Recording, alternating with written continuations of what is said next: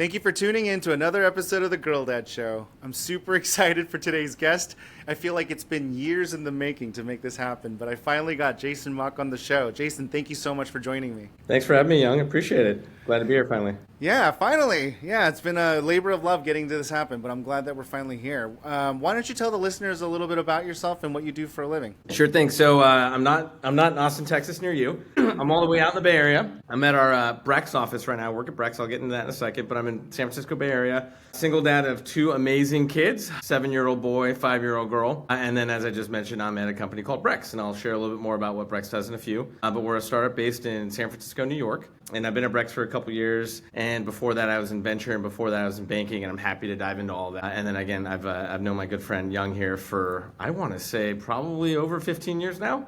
Yeah. But again, your podcast has been doing tremendous, and I'm so delighted to be here. So thank you for having me. Oh my gosh, thanks for being on here, man.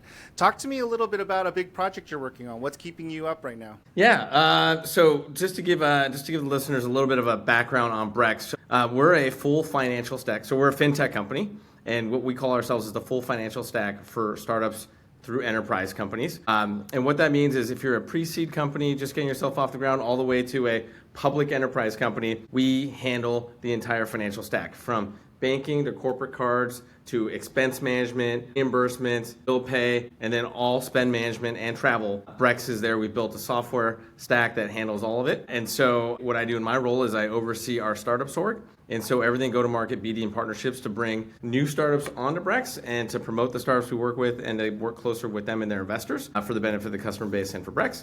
And then I also oversee our what we call our strategic partnerships org. And so for those that are in tech, it's channel partnerships and all the ways in which we could leverage our partners in our ecosystem to do more for them, to do more for our mutual customers, and to do more for Brex. Yeah, I'm excited. You asked what's a fun project I'm working on right now. I'm playing a pretty hefty role in rethinking and revamping how we think about rewards. And I'll just keep it at a high level, which is obviously as a consumer, when you think about which credit card you use, one of the main driving factors is like, well, great, I can spend this money. Cards are cards, but like, what's the benefit back to me? What's the ROI? What are rewards like? And so I think the world is continually evolving around points and cash back and different redemption options and offerings. And so right now I'm having fun with our rewards team. Rethinking, reimagining, and revamping our reward strategy. That's really cool, man. Yeah. You know what's really funny? From my perspective, Brex is not a startup. It's huge. And it's so funny because you said it's a startup, and then you also have this whole ready pitch to go as if no one's heard about it. So are you finding that there's still a lot of blue ocean for you to tackle? I think so. I think, and thank you for the kind words. We're over 1,000 people. Mm-hmm. We've been around now for 8 years, and then some. Startup can be defined in a number of different ways, but I think we're a larger company right now. But I think about any company that's not public yet as a startup. So that's just kind of why I use that nomenclature. But add to your question, like there's a ton of blue ocean. We think that we haven't even cracked 1% to 2% of the TAM out there. And the beautiful thing is someone very wise on our board a long time ago just said, like, how can you have a bigger market than what Brex is going after? Every company spends. Yeah. This is something that obviously is important, but like there's a notion of like there's the notion of like not only does every company spend, but in up cycles and down cycles, the thought of managing spend, controlling spend becomes even more important. So I do think that there's a lot there. There's a lot of opportunity. And then again, it's not even just in tech, right? But the bigger blue ocean also is in non-tech. And so I never want to assume that everyone's heard of Brex, but hopefully they have. But I'm never tired of sharing the good news of what we're up to. I love it. It's just I just had to call it out because it's so interesting that you were so ready to like explain what it is to people that have never heard of it, and it was so well versed, and I loved it. And I'm like, I'm used to it. It's like a button on me. So somebody sees. Hey, talk to me a little bit about the stages of your career, because you alluded to the fact that you started in banking and then you moved into venture, and then now you're more into like startup operating. Is that like all on purpose? Are you going in reverse where you're actually trying to head more into less and less secure environments as you progress in your career? Yeah, I think about I think this is and this is very appropriate and perfect for the theme of the show, right? Because we think about what's it like for how do we parent and how do we think about success for for our future and for our kids and whatnot, and being at the stage in my life right now where I'll dive into my career in a second. You definitely reflect back on like, I definitely reflect back on how did I get here and how much of this was informed by my parents, right? And then how am I informing my children now? Yeah, granted, they're young. But like, what are some of the things, behaviors, patterns, things that I even do in front of them that I don't even notice that I'm doing that ultimately have an indirect, but then more direct later on impact on just kind of like how they think about work and their career and what success means. So I'll share this to tie it all back. So I grew up here in the Bay Area, in Fremont for anyone that, in Fremont, California, and San Jose for anyone that's Bay Area familiar. And in growing up, my parents immigrated from Hong Kong, but they both grew up high school, college in the Bay Area. And as you would expect, based on what I'm talking about right now, like my dad was a banker, right out of college. And then he stumbled upon a small bank called Silicon Valley Bank. And he worked at Silicon Valley Bank actually way long ago in the early 90s. And then he was recruited out by a venture capital firm, a Singaporean venture capital firm by the name of Transpac Capital. And then he ended up leaving there and starting his own venture fund in the mid to late 90s and was a part of the dot-com boom and raised 3 funds, built his own venture firm, headquartered in Silicon Valley, downtown San Jose, right? Back in the day. Yeah, that was in San Francisco. And, what's interesting about that is like, it's so eerie how much of those footsteps I have followed.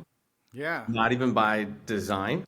Yeah. But when I reflect back on it, I was like, yeah, my dad definitely implored a lot of just like why I'm interested in the things that I am. And so I'll dive into my kind of stages of my career real quickly so we can get into the more fun stuff. But like, yeah, I was probably 9, 10, 11 years old doing my homework at Silicon Valley Bank. I knew what Silicon Valley Bank when I was like 9, 10, or 11. Wow.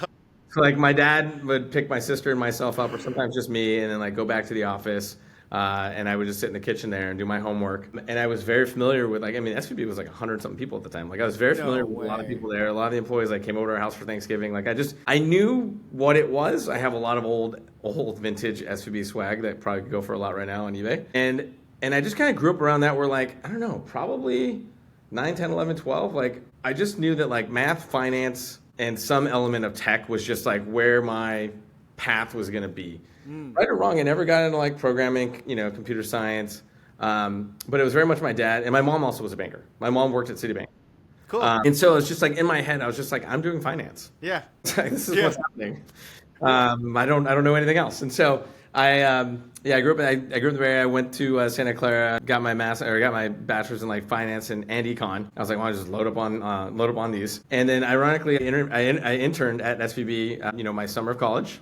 In our venture group. And then I applied for a bunch of roles after graduation. And I graduated a couple years after 9/11. And as you may or may not remember, that was a really tough market because obviously the world, and then as a consequence, like the market was reeling from everything that happened. Really was. It wasn't easy to find a job. But I applied to 2 roles at SVB because I interned there. And I was like, that was just kind of what I thought I was going to do right after college. I got both roles. And then I chose the one in Santa Clara to do accounts receivable financing just because that was the hot thing. That was the hot thing at SVB at the time. And the headquarters were right there in Santa Clara off Tasman Drive. And it was like, let's be at the headquarters. And so I say all this to kind of set the backdrop of like, I knew SVB. I interned at SVB. My dad was a big proponent of SVB. And he also told me when I was graduating, he's like, you should go to SVB. SVB is going to be the best non-MBA you're going to get for finance, understanding elements of venture capital and understanding elements of tech. And so I was like, yeah, I'm going to do that. We can dive into that in a second, but like I was at SVB for 16 plus years. Yeah. And I scaled and grew throughout the org into a variety of different roles. I worked on almost every single team across the different stages and different verticals. Loved my time at SVB. So many close friends from SVB, and there was a hot moment there where I always thought I was gonna, end up there. And it's this weird thing that we can also dive into on like just what is it like to start your career somewhere and then maybe there are no surprises around the corner. Like this is just where I'm gonna be. And I was doing great at SVB. Things were going well. I was enjoying it.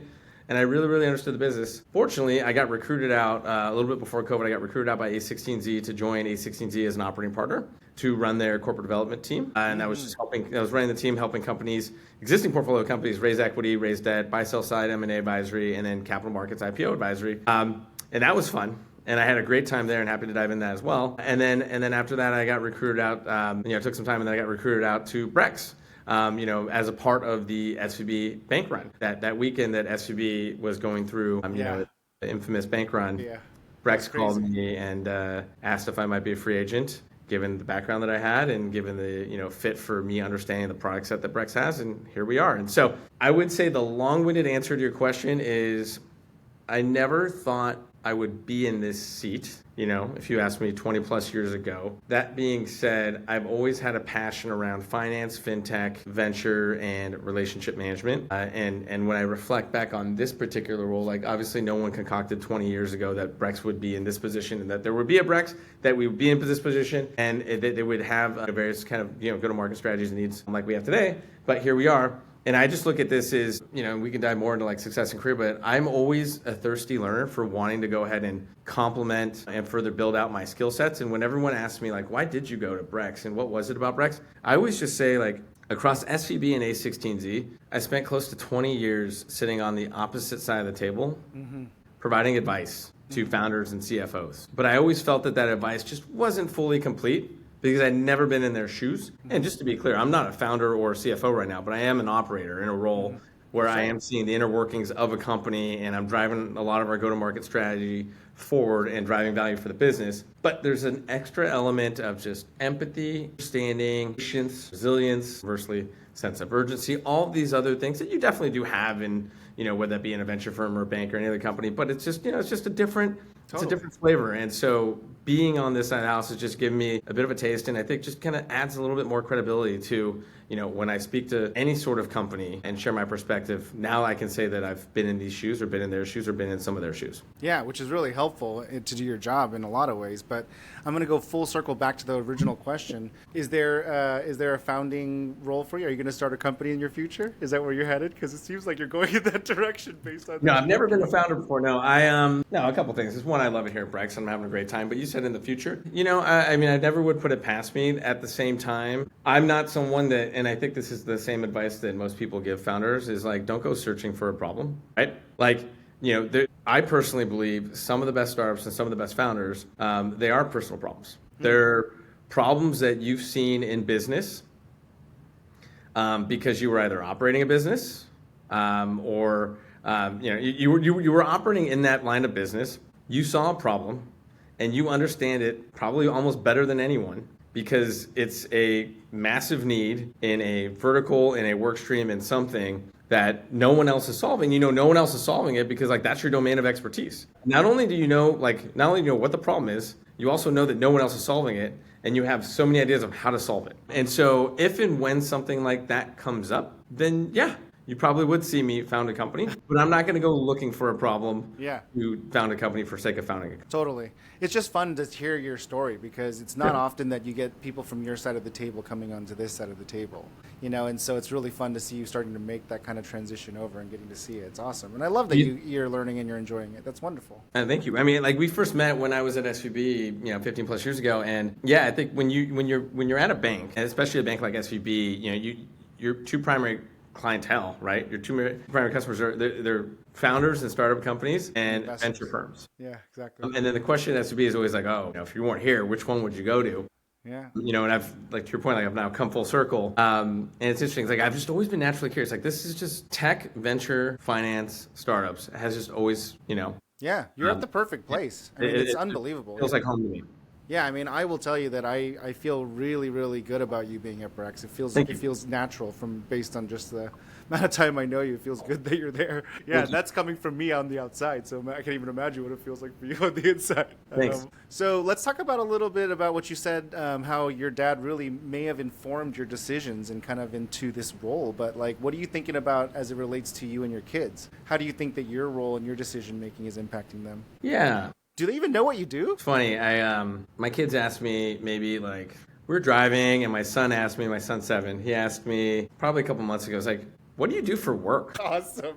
That's wonderful. And then my daughter was just he's on his computer all the time. And then my son was like, no, but really, what do you do for work? It was a very, he's very mature, and he was like, no, seriously, what's the answer? Yeah. I pause for a second. I'm like, how do I TLDR this? And when people say break it down for me I'm 5. Mm-hmm. I had to do it for a second. I was like, Daddy sells credit cards to companies. And then he was like, okay. And then my daughter was like, what's a credit card? Exactly. And then my son was like, it's like money, but not. And I was like, okay. Oh, wow. He had an answer for that. And that's actually a really good answer.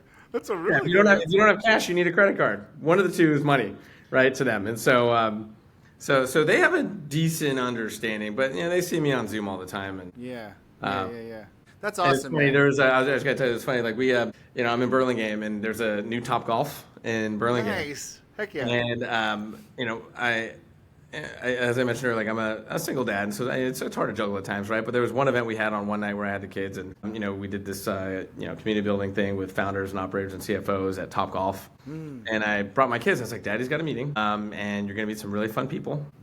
And we're gonna go to Top Golf, and they'd never been before. And we went, and my son fell in love with golf. He's doing a golf camp this summer, so he fell in love with golf, and everyone was amazing. They came up to my kids, said hello, and my daughter afterwards was like, "Is this what you do for work?" Like I was like, "Sometimes." Yes. My daughter was like, "Do you work at Top Golf?" I was like, "I don't know. No, this is just sometimes where I have my meetings. That's Sometimes we're at nice restaurants, and sometimes we're at hotels and conferences, and sometimes we're at the office. that. But it's fun breaking it down for kids." Heck yeah, dude. But I will say I'm very impressed with your son's answer. He actually has a really good grasp of it, way more than my 8-year-old on it. It's pretty interesting. Yeah, that's great. So you are talking to them a little bit about it, because he wouldn't have been able to put that together if you weren't talking about what credit means and money means. Fair, and I will tell you, it's funny. You're gonna love this. Sorry, I know we're kind of Just going go. out. Yeah, it's okay. But we were recently at Top Golf, and I just I'm trying to the best I can. And again, every parent's different. There's no right way to do something because every parent's in a different spot. But I always try to teach my kids lessons. And so on the theme of Top Golf, we recently had a not so great experience at Top Golf where we got booted out of our spot a little bit early. And my son was in the middle of golfing and got upset, and he was like, it's not 5 o'clock yet. You said 5 o'clock, and they're like, we need this space. We overbooked it. Blah blah blah. Turned it into a little bit of a thing. Handled it well. Let's just say Top Golf did not handle it well.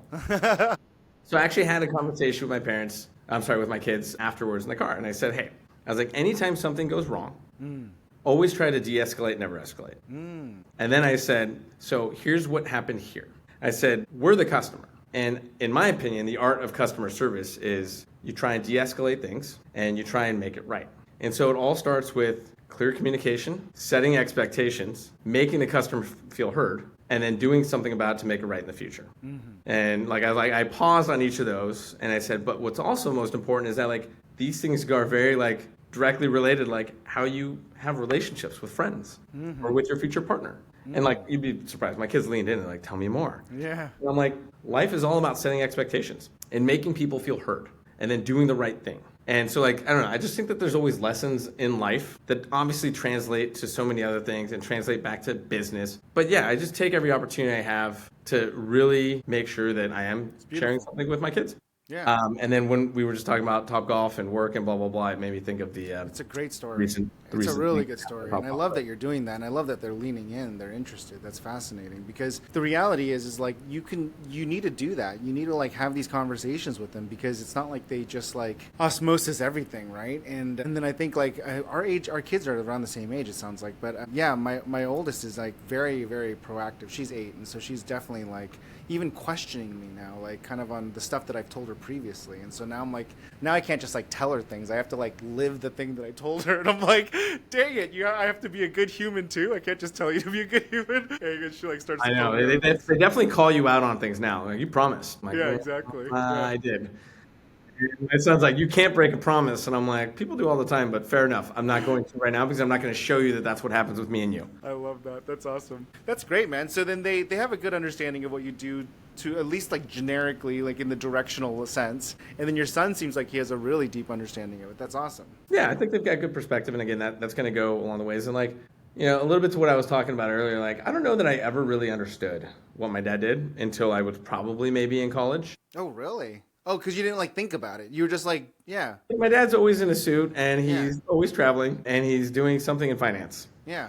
It was more directional. Yeah, that's what I mean. It was just kind of there. Yeah. You never dug in until you actually started doing. And then when I got to of age, and I was 16, 17, 18, and I was oh, okay. Oh, I'm gonna learn more about that. Yeah, but you were also surrounded by it, and it sounds like he also brought you to SVB after school and stuff. So it's kind of you grew up in it, and that I think has a big impact, because I've heard this from other parents too, that they're You know, for like, like one family, for example, loves to fly. And so all the family members fly, and the kids grew up becoming pilots just because that's just what they do. And I have families that like are very musical, and everyone just plays music. So the kids just grow up playing music because that's just what they do. You know, it wasn't really like a choice or anything. It's just kind of what they grew up around. But it's kind of interesting to think about those things.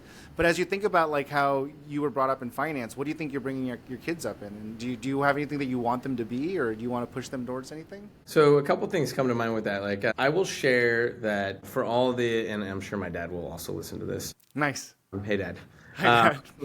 Is, one of the gifts he and my mother, I'd say, gave me, because I feel very fortunate to have the career that I've had, is, to your point, I feel like I do have some element of like asymmetric upside. Like even just taking my role here at Brex, like I feel like I do have some asymmetric upside because like I've been in this industry for a long time. Like I understand, I'd say better than most, what startups need from a banking and complete finance stack perspective, right? Yep. And I wouldn't have gotten that without my parents kind of imbuing me early. Like like I said, both my parents were bankers, and I grew up in like venture and finance. And so I grew up with the ecosystem around me, right? I was fortunate enough to, if you want to be a part of Silicon Valley, right? Like I was fortunate enough to like have kind of grown up in that, right? And then I was able to, go to a good school, Santa Clara, and then I was able to like move to San Francisco and kind of be a part of the Pinterest, Dropbox, everything. You know what I mean? Like we were here for it. You were in the Bay Area too at the time. Mm-hmm. And so I'm very grateful to my parents and my dad for that. On the flip side, we kind of say this at home with my parents, but like my mom kind of raised us, right? My dad traveled a ton. Yeah. Right. And so, there are elements of like where my dad, I think definitely was my dad. And there are other times where like, he and I kind of have some gaps. Yeah. And I say that comfortably and confidently. And we talk about that. Like, we're just like, he wasn't always there. Right. Totally. And so I feel like it made me reflect a lot as, we're having kids, like just what kind of dad I want to be. And there's a huge part of me, I'll tell you, like my own biggest kind of, if I wrote a self-review of myself on being a parent is like, I hustle like you with the hardest of them. And like, I'm like with work. And there's a sense of just success and confidence and comfort that comes from being successful at work and feeling good about it. And I'm very mindful around my kids because especially as my kids get older, like as children get older, you're going to get more of the feedback, right? Like when they're babies, like you just don't get it, right? And now my daughter's like, Daddy, come play with me. Or my son's like, are you done with work yet? And so like you hear those things. And it is something that I promise you, Young, like it's something so top of mind for me. Like I like shut off my computer at 6 on the days I have my kids. I shut off my computer at 6. Or not shut it off, but like I just like phone down, right? Like 6 to 8, like before they get in bed, like I'm cooking dinner, I'm eating dinner with them, I'm present with them, I'm doing all the things with them, and then I work from like 9 to midnight, right? And it's just something to me like I've become. Trust me, I'm by no means perfecting it right now. I'm getting a lot better at it. But what I'm trying to show my children, back to your original question, is that you can work hard and be a present parent too. Mm-hmm. And that success can come in many different ways. And not that they understand what success truly means, right? But at their current ages, I'm not trying to push them into any one thing. I think if anything, I'm trying to like push on two things, which is work hard, but family matters. Mm-hmm. And then the second thing is like, they don't know that I'm doing this, but I'm just trying to be very aware and mindful of like where they may have spikes, where they may have things that they gravitate towards either because they're really good at it or because they have like an authentic passion behind it. And I'm not trying to go like, you like chess, you're doing chess for the rest of your life. I'm not doing that, right? Yeah. But I'm definitely nudging and like encouraging and making sure that they have all the support behind them to go all in on something if there's something there that they're really good at or really passionate about. And the reason I reflect on that is because I don't know that I had that when I was growing up. Meaning like my parents were amazing parents. But I don't know that either of my parents ever like identified anything like amazing that my sister or myself did and like encouraged us. And I reflect back, I'm like, I was good at soccer. Yeah. My dad played high school soccer. Like, I could have probably been pretty darn good at soccer and maybe played in college. But like I did soccer because I wanted to do soccer, but I also did soccer and baseball and swimming and golf. Right? Yeah. And so it's like, I was a jack of all trades, master of none, and I just think it's fun also to like grow up and like be really good at one or two things and just understand where your spikes are. Because I think especially as for one's career, like being aware of what you're good at and being able to lean into that and getting support for the areas where you need to brush up those are some of the key things that I think help people just kind of be successful in life and then in your career. Jeez, that's beautiful, man. Very strategic too. And I completely agree with you. I mean, on the success part, right? It's like, I will say that, in your career, figuring that out, like what you're really good at and how you can lean into that naturally, it's way easier to 10x something you're naturally good at than it is to like 2x something you suck at. You know what I mean? Like, Yep. It's just way easier, the level of effort, So finding those things is really hard for most of us, and it takes us decades, like, to figure that out, And I mean, like, as an example, like if you asked a question earlier on like founding a company, right? Yeah. This just popped into my head, but it's like I could easily go ahead and say like I'm gonna go I want to found a company tomorrow. I'm gonna go start an AI coding tool for for companies that want to go ahead and build better financial products, right? Now, that would require me to be one of the best and know the most about AI and coding. And I effectively would probably have to I don't want to say start over, like I'd start fresh. And like there's no upside there for me. Like, could I be a great advisor? Could I be a great employee number 3, 4, or 5 there? Probably. I could be helpful, right? Yeah. But there's no upside for me there, right? But then conversely, if there was something around, the next version of, the next version of Brex 10 to 15 years from now, right? And it still boils down to like banking, venture finance, venture debt, and blah blah blah, and some other things, or the new, or something that's like directly relatable to my skill set. Where again, like I said, like feel like I've got good asymmetric upside. Like, those are the things, and I think to your point, it's just like for some people, like some of your skills and your spikes, like they're baked in, and so like take advantage of them. Yeah, exactly. But actually honing in on it and being attentive to your kids to understand when those moments are is not only about tapping into their spikes, it's also teaching them to look for it. You know what I mean? Like, it's like, that's kind of the reinforcement behavior that you're actually doing by doing that tactic is actually like saying, hey, there are going to be things that you're naturally good at, and that's good. Like, you need to like identify it and lean in. And then on the other side too, it's like, I guess to like, noodle on that for a second. It's like, my son is to use him as an example, is like really good at math and chess, right? Nice. And like those two really good things to be good at. Two good things to be good at, right? Yeah. And I'm like, and I see the reading, and he's like, he's figuring it out, and I'm like, let's not neglect that. Like, like the one thing I absolutely want him to be, I hope in the future is like I want him to love to read. Yeah. That is such an important trait, I think, for just high quality functioning humans is like the passion to read. Because to be voracious about reading and like gather knowledge is important. And so I think to that point is like I definitely see spikes, but I'm also trying to encourage my kids to be as well rounded as possible, and to also lean in where you may not be so comfortable. Get comfortable with the uncomfortable. Yeah, absolutely. That's awesome, man. Well, I love that that's what your success profile is for your parenting in this stage of your Thank you. in your life. But let me ask you something a little more perspective here. What do you think your success is going to look like for parenting as they get older, like the next chapter? As they start to get into their teens. When they start thinking we're less cool is basically what I'm asking. Yeah, I mean, I don't know if this is like a common phrase, but like learning how to be a parent is obviously a constant evolution, right? You never stop becoming a parent. That's definitely a phrase. And I always used to think, again, my kids are only 7 and 5, but like I always used to think, and I still think this way, I'm like, I'm really good at the 0 to 1 age. I'm not as great at the 1 to 3. And then like 4 to 7 so far, I feel like more of my sweet spot. Nice. I don't know where the 7, 8, 9, 10 kind of expands to. Yeah. But I say that now, I was like, I think this goes for all parents. But like every parent will have their uncomfortable moment, meaning like, what do I do now? Because obviously for, every parent, like every parent's going to go through it for the first time, right? Mm-hmm. And I say that because like, I think I'm getting more comfortable and more confident as a parent because I can connect and have that dialogue with them. Mm-hmm. It was tricky. Like 0 to 1, you're a baby and you're not even walking yet, maybe until like maybe 12 months or 12 months plus.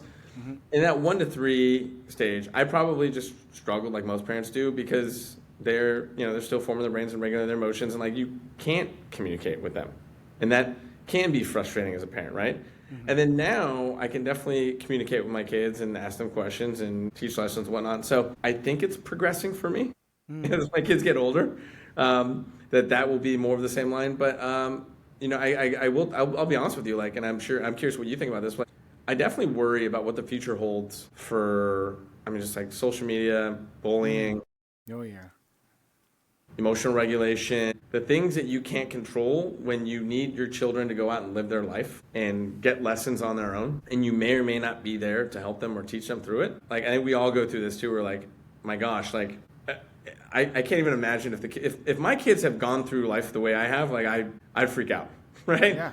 Just all the things, right? And you're just like, I feel, to answer your question, I feel confident that, at the end of the day, what I'm trying to do is make sure that I'm a safe place for my kids to be someone that they lean on and can open up to in case they need someone to talk to. And I think at a minimum, and this, we can talk about what success looks like as a parent later or in a bit, but I think at a minimum, if I have that dialogue, then even though if I'm not there, I'll always feel there. Yeah, that's a really good goal. I think that that's really, really fun. And I think that it's something that I'm battling with a lot too, because like you said earlier, it's like an evolution. Parenting is an evolution. And like every stage you have to be a, different type of, it's not even, I guess, leader. It's really what it is. You're like a leader, right? Because, when they're younger, you're like doing a lot of telling. And then as my oldest is starting to like question me, it's a lot less telling, and so I can see that transition having to happen where she's looking for more like conversation and guidance, and coaching versus like managing and telling, you know what I mean? And I think that, and I can imagine that as they get older, it's going to even get more, right? Where it's going to be more supportive and emotionally connected. My wife's really big on this, and she's very similar to what you just said, where it's like she just really wants to make sure they feel comfortable coming to her and having that, comfort of like reaching back out and connecting. I think that's something that I'm really working on pretty hard because unlike you, I have a hard time doing what you do, which is like I share the same sentiment. Like when I'm working, I'm like on it. I'm kind of a big deal. I'm a badass. I know what I'm doing. I kind of just like take care of stuff, and you know what I mean? I'm just like moving, right? I'm just hustling. And then when it comes to being a parent, I'm just like, I have no idea what I'm doing and if I'm doing it right. And so this is like this deep insecurity of like, am I saying the right things? Am I doing the right things? And then on top of that, I'm not good at like shutting off. Like my mind is still like there, and I'm like constantly trying to like be present, but I can't shut it off. And so I struggle with that, man. So it's pretty interesting to hear you talk about that. I will tell you, like, my whole career, but like back in COVID, right? When, you mostly work from home. I now like am hybrid, but when I was with my kids all under one roof back at home over COVID, it was hard to shut off. Yeah, it was more difficult, right? Yeah, because your office is like your home office, and like you walking out the door from your home office into the living room and the kids are playing is like there are no boundaries, right? Yeah. And like you and for other, I'd say just hardworking parents, like it's hard to like switch gears, shut off. At the time I was chatting, every therapy is good for everyone. I was chatting with my therapist at the time, and there's different things, like different rituals you can create for yourself. To like give yourself a minute to like take your, at the time I was at A16Z, but like take your A16Z work hat off, right? And put your parent hat on, right? Because the worst thing you can do, to your point, is bring work problem, work drama, work stress into your parent life and into your partner life, right? Yeah. And no one deserves that, right? Because you're working hard for them. Like that's the whole point of it all. Like you're working hard for them, but then like we're bringing on, so it's like, oh no, I don't think anyone's mastered it. It's like the eternal goal, right? Yeah. And maybe the first baby step in that is like, I don't know, is it, creating a 3-minute timer for yourself and, just I love that. Pausing, that's clever. right? Yeah, and we're great. like meditating for 5 minutes. Yeah. Just to be like, let me just change and morph out of this into that. Yeah. But that's the hard thing, right? It's super hard. It's super hard, yeah. And I think that that's really cool that you're so conscious of it and you're giving yourself these ways to do that and be present. And it is really interesting that you say it that way because that is literally the point, and it's so inefficient then to ruin that point by basically bringing the baggage with you to the place that you're trying to... sorry, I'm saying this too fast. It's really inefficient. Like, as my operator's mind is like going, wow, he's absolutely right. Because now I'm thinking like, I'm working so hard to provide a great life for my family, yet by bringing my baggage to my time with my family, I'm literally I'm muting the efficiency of what I'm trying to do to begin with. You know what I mean? And I don't know many people that have ever like mastered this, but everyone's trying. And to your point, like like little G.I. Joe, right? Knowing's half the battle. Like as long as you're self-aware, you will continue to work on it. But like it's the thing that I try and catch myself all the time. That's awesome. Yeah, that's awesome. Because the speed at which I want to move for work and stuff like that is not the speed that a 5 or 7-year-old moves, right? Mm-hmm. Like that's not like right. They're just like naughty and they're doing their thing, and I'm just like to like speed up and then slow down and be like, okay, finish your dinner. Yeah. And then you spend 5 minutes negotiating bath time. It's just like it's a lot. It is, I love that you have this show. It's why I'm glad we're talking about it more. Thank you, man. I appreciate it. Yeah, this is the stuff that I'm curious about, right? It's just like so many people are doing this, and I just want to have more conversations around it. So I appreciate you saying that. Yeah, but I do want to double click. Do you actually have, like, other than what you just said right now, like a specific criteria for what success looks like for you as a parent right now versus like later? So I always try to like dial in on like what the definition of success is, and like there's one thing that I read online a while back, and I don't quote me on this, but I think it was the CEO of Staples who said this, and it's my favorite adage to the question you have, which is success in life is when your adult children choose to spend time with you. Yeah, that's a good one. I freaking love that. I love that one, and it's just like, because I always used to say to myself, and I'm like, what's the one that like encompasses it all? Because I used to say like, in my elder years when I'm, passing away peacefully in some hospital bed, hopefully that's the case, right? Will my children and their family and everyone be around me to, wish me into the next life, and like, will I have that relationship with them, right? And like that's goals, right? Yeah. Like at the end of the day, like, you and I are working hard, we're doing all these things, we're raising our kids, like that's goals, right? Because like, that's the last thing that you want to see, and that's where you want to end up on life, right? And then if you just zoom out, like you can have that if you have a great relationship with your adult children and they choose to spend time with you, right? And that means that, when they have children, holidays, yeah, when they have an issue coming up in their life, their marriage, as parents, will they reach out to you? Yeah. And you just know, I think that to me, that's what I'm gunning for, which I think goes back to a lot of what I said earlier about like being a safe space and making sure that my kids always feel comfortable. Totally.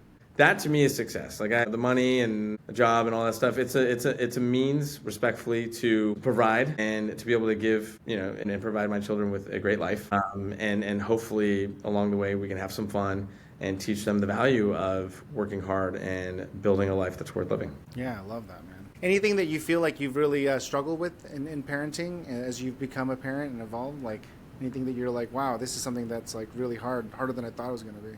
Twofold, two things. What we talked about earlier around having boundaries, I struggle with. Right? A couple months ago, like I almost bought this stupid thing on Instagram, which was like, put your phone away. It was like a little box. Oh yeah, I've seen that. I'm like, Zuck's listening? Yeah, exactly. He knows what's going on. I'm like, and then I looked at it, it was like $80, and I was like, I'm not an idiot. I don't need to buy this thing to put my phone away. I'm like, I have drawers. I have other things to put my phone in here. And so I actually just like, this sounds crazy, but just like literally trained myself to just be like, okay, phone, you're over here. Yeah. And I'm like, why has this been difficult to me in the past? It's like, I just want to make sure that like the time that I have with my kids is devoted to them so that I can do the things I need to do, after, when they're sleeping, when they're, when they're at school, etc. So one is creating boundaries, which I think I'm getting better at. The second thing, which we haven't talked about, is taking care of yourself. So if you try to prioritize your children and you're trying to also kick butt at work, no one's ever talking about how do you prioritize yourself, right? Yeah. Now, I know that, if you go on tech Twitter, everyone's, and I have one too, like the 8 Sleep mattress, and people like, jamming creatine gummies and, optimizing sleep and getting 8 hours and showing their sleep score. And I've got my Oura ring on here, right? And everyone's doing all the things. So I'm like, look, everyone still has 24 hours in the day. That's right. And so I think often about like, what do I do to make sure I'm also taking care of myself? Because at the end of the day though, Young, right? Like in order for me to be there for my kids and to kick butt at Brex, I need to be the best version of me. The best version of me isn't overly stressed about unnecessary things. The best version of me didn't skip lunch or is eating junk food. The best version of me didn't just get 5 hours of sleep, right? Or drank too much the night before, right? So you have to be one has to be really thoughtful about protecting yourself and your health and your mindset in order to be able to show up for the things that really matter. And so that's where I struggle, is I think I'm doing a better job of also prioritizing me, but I could be doing better. And so I am trying to get 7 hours of sleep. I am trying to eat a lot healthier. I am trying to make sure I work out 4 times a week. I am trying to make sure that I have hobbies, right? Because we deserve these things too as parents. And I think these things make us better parents, make us better colleagues, but can often be moved aside or deprioritized because this whole conversation has been around like, parenting and work. That's right. I freaking love that, man. That's awesome. That's a great way to think about the balance of it, because the reality is, this is super meta, but you actually doing that is also embodying what a good human is and making sure that your kids see that you're also trying to work on yourself so that when they become older, they'll hopefully remember that and also know that they need to incorporate that in their life. That's just my hope for your kids. But Thank you. And then hope for my kids as well, because I got to start working on that too. It's the first thing to go. I'm not gonna lie. If I get busy and things start getting smashed up with being a good parent and getting good to work, I mean, I just toss the workout out almost immediately. It's not even a thought. So yeah, I mean, it's really hard to balance all of that within 24 hours. So it is pretty interesting. So I love that, man. Very cool. Thank you. Let me move on to my rapid fire questions I'd like to ask everybody so I can get you back to your busy day here. One piece of advice you give to other parents or soon to be parents. Oh, this is supposed to be rapid fire. I'm not being rapid right now. Sorry. Okay. It's okay to get advice on how to be a parent. I know that a lot of like soon to be parents, we've got a few here at Brex, so like everyone's like trying, like everyone's like lining up one-on-ones to catch up with everyone. Like, what advice do you have? And I'm like, look, you can do analysis. You can have paralysis by analysis, right? That's right. And so my advice is to go with the flow. Nice. And just embrace it, enjoy the moment, try not to overthink it. Like, I'm not here to teach you how to, or give you advice on how to change a diaper or when babies should start eating formula versus, like all the things, right? Like that's not what we're here for. I'd say for new parents and soon to be parents, it really is like everyone's trying to get to the same place, but we may take a different road there. And so it's okay to hear what other people's experiences are, and you can let other people's experiences inform how you want to do you, but you'll be the best version of yourself and the best parent to your children because of the path you choose to take. And so just try not to like get into paralysis by analysis. Beautiful. Love it. One thing that you were surprised about after becoming a parent. How little they sleep. Yeah, that's a really good one. Oh my gosh, that's a good one. I don't remember getting out of bed that much. Jeez, but then again, why would I remember that early? But yes. Yeah, that's a really good one. That's so funny. It's actually really funny. It's giving me like PTSD thinking about how little they sleep. It was like, I was doing some sort of like research on like what it's like a Chinese torture techniques, and one of them is literally like every hour and a half as you're about to hit REM and then start to get to deep sleep, they wake you up, and that's like a form of like one of their Chinese torture things, right? And I was like, wait a minute, this sounds oddly very similar to parenting the first 2 years. You're essentially like going through that motion every hour and 45 minutes getting woken up by this kid. And so I mean, really Aura should come out with like a study on like parents of 2-year-olds sleep this much. Exactly. And REM, right? And like parent, like that would be hilarious. Anyways. And then let's move on to the next one. So do you have a favorite book that you would recommend or that you love to read or go to? Yeah, I will admit that I haven't finished it yet. Mm-hmm. And I started a long time ago, and then I just picked it back up to finish it. But Unreasonable Hospitality. Oh, cool. Cool. I've heard about that. I haven't read it. Yeah, that's cool. That's awesome. I've heard a lot about it. And it's it's based on effectively the art of delivering an amazing experience when people least expect it. Yeah. And so I just love... I mean, I love great experiences, but more so like I love the art of relationship management.